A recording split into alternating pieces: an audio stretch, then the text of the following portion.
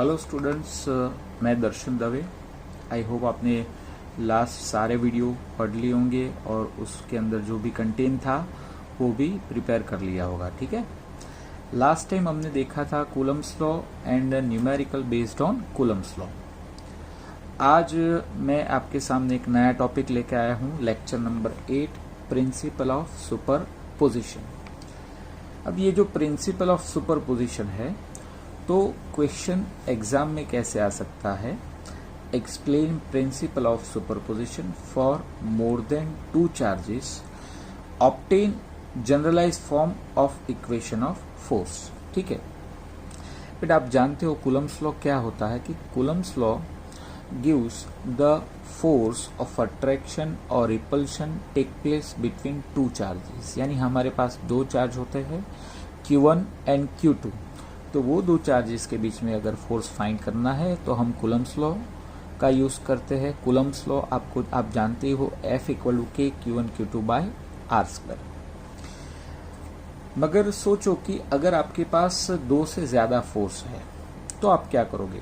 So when more than 2 charges are there, अगर 2 से ज्यादा चार्ज अगर आपके पास है तो अब आप क्या करोगे।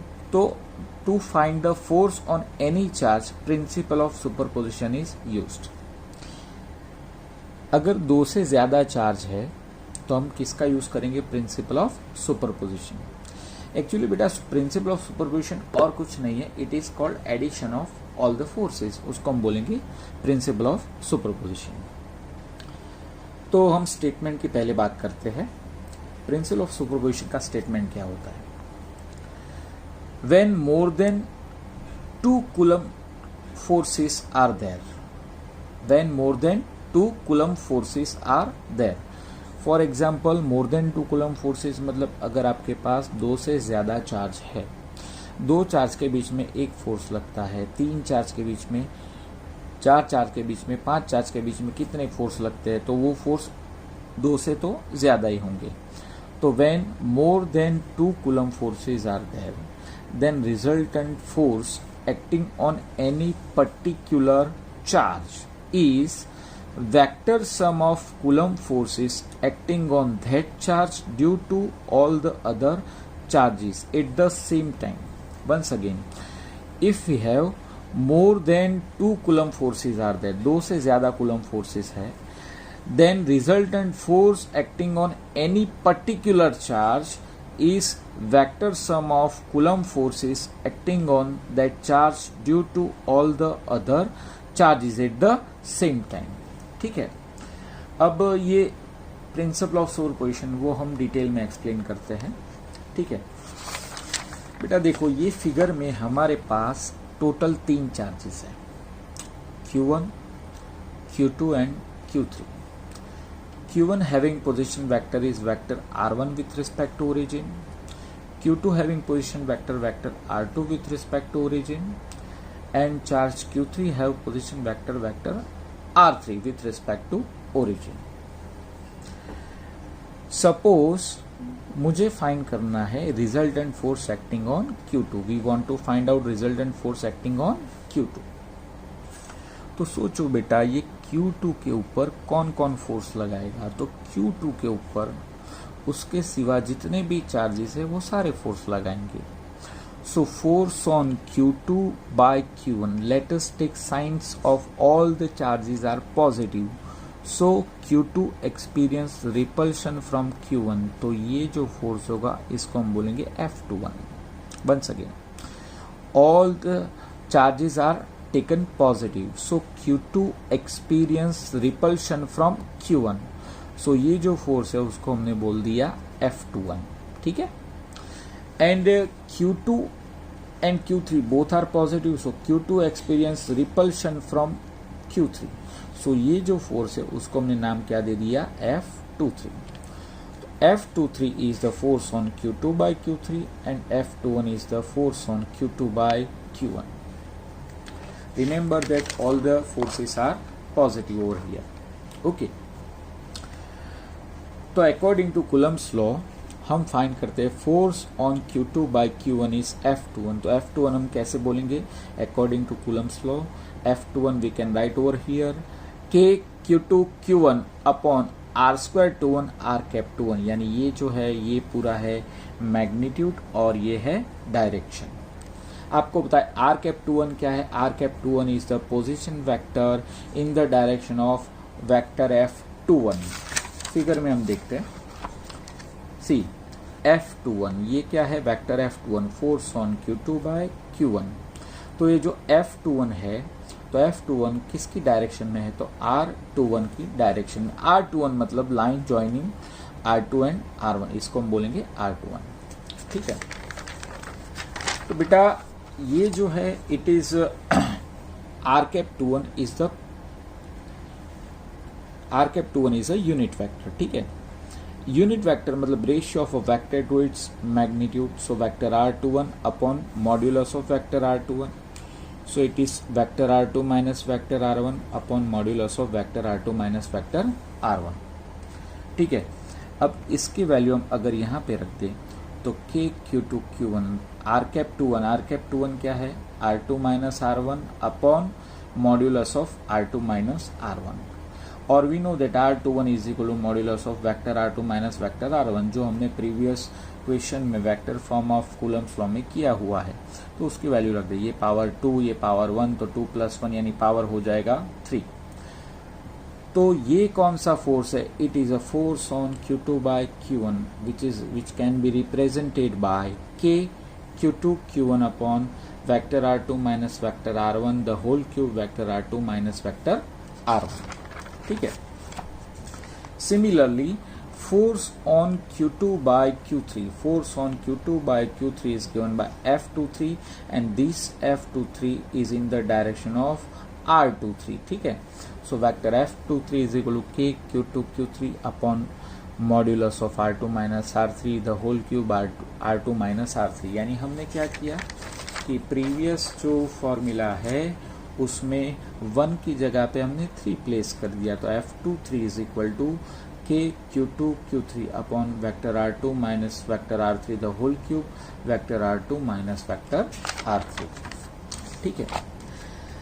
अब हम फाइंड करेंगे रिजल्टेंट फोर्स ऑन Q2। हमने ये पहले इंडिविजुअल फोर्स फाइंड किए, force on Q2 by Q1 and force on Q2 by Q3।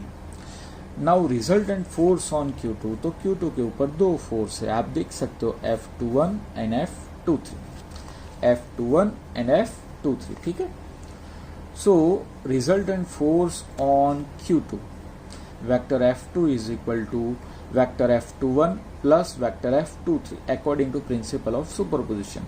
Principal of superposition का स्टेटमेंट क्या है कि resultant force is equal to vector sum of the Coulomb forces acting on that charge due to all the other charges at the same point, ठीक है।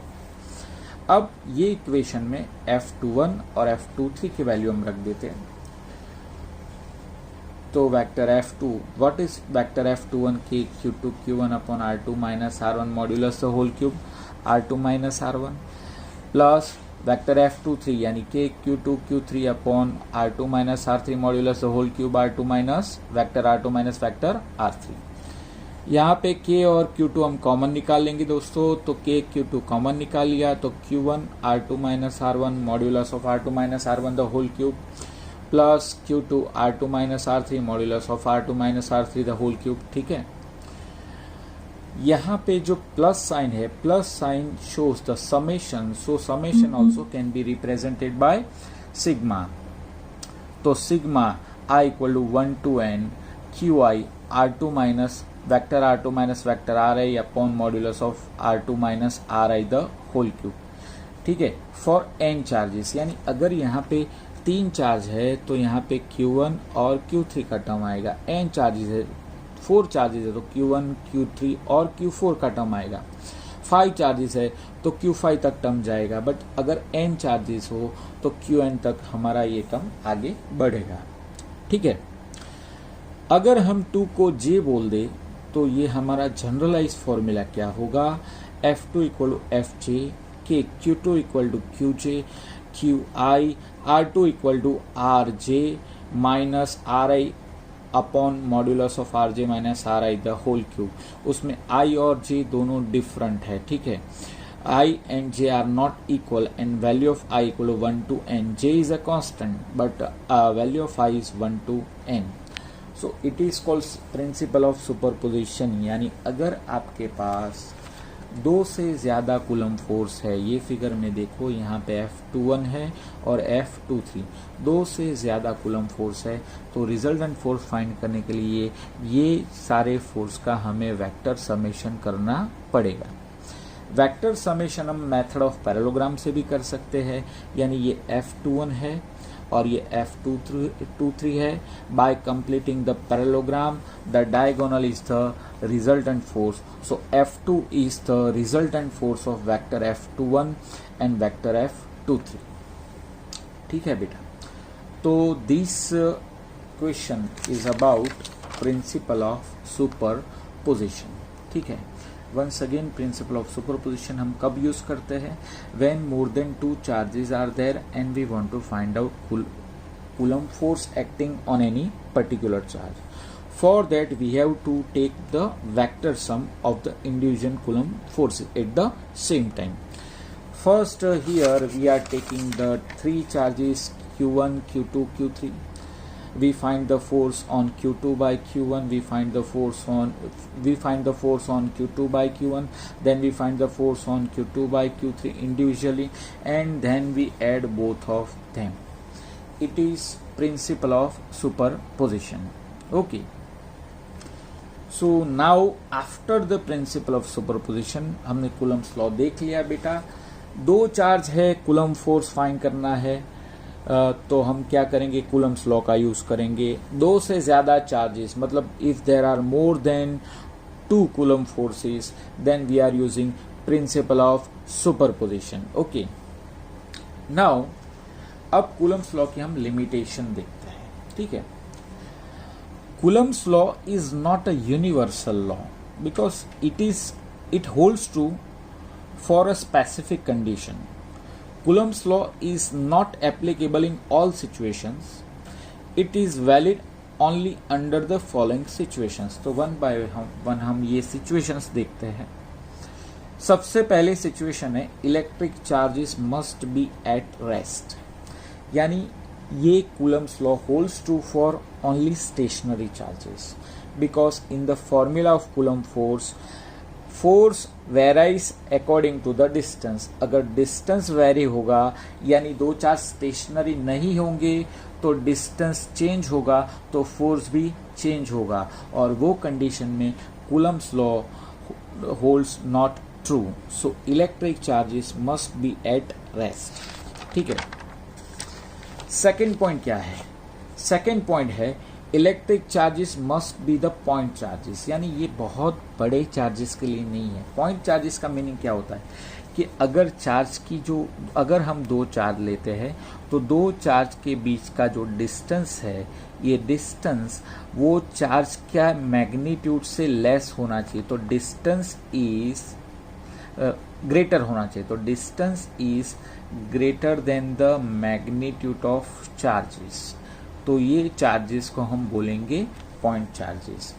तो ये जो Coulomb's law है it holds true for only point charges. Okay, because you know that कोई भी body के अंदर चार्ज होता है तो वो जो चार्ज होता है वो चार्ज डिस्ट्रीब्यूट होता है बॉडी में, तो वो पूरी बॉडी के चार्ज की वैल्यू बहुत बड़ी हो जाती है। ठीक है, हम ऐसे चार्ज की बात नहीं करेंगे, हम सिर्फ पॉइंट चार्ज की, यानी charge situated at a point और a distance between the two charges must be the more than the magnitude of charge, ऐसे चार्जेस को पॉइंट चार्ज बोलेंगे। ठीक है, तो इसी के लिए कूलम्स लॉ यूज होता है।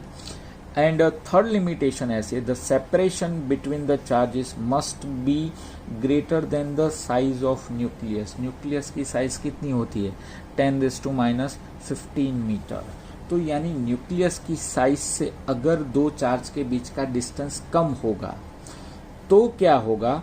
साइज से दो चार्ज के बीच का डिस्टेंस कम होगा तो न्यूक्लियस से ये डिस्टेंस से कम डिस्टेंस पे स्ट्रॉन्ग न्यूक्लियर फोर्स लगता है, and strong nuclear force dominating the Coulomb force. So तब हम कूलम फोर्स जो होता है वो निग्लिजिबल हो जाएगा और स्ट्रॉन्ग न्यूक्लियर फोर्स लगने लगेगा। इसका मतलब ये हुआ कि दो चार्ज के बीच का डिस्टेंस 10⁻⁻15 से ज़्यादा होना चाहिए। अगर डिस्टेंस कम हुआ तो इलेक्ट्रॉन या प्रोटॉन के ऊपर कौन सा फोर्स लग सकता है? Strong nuclear force. And you know that it is a strongest force in the world. So दो फोर्स लगते हैं, Coulomb force and strong nuclear force. But जो स्ट्रॉन्ग न्यूक्लियर फोर्स की इफेक्ट ज्यादा होगी, कूलम फोर्स की इफेक्ट बहुत ही negligible हो जाएगी। तो ये सिचुएशन में हम कूलम्स लॉ का यूज नहीं कर सकते। So there are 3 limitations of Coulomb's law. First one is electric charges must be at rest. ठीक है, यही सिचुएशन में हम कूलम्स लॉ का यूज कर सकते हैं। Second limitation, electric charges must be the point charges. And the third situation, separation between the charges must be greater than the size of nucleus. ठीक है।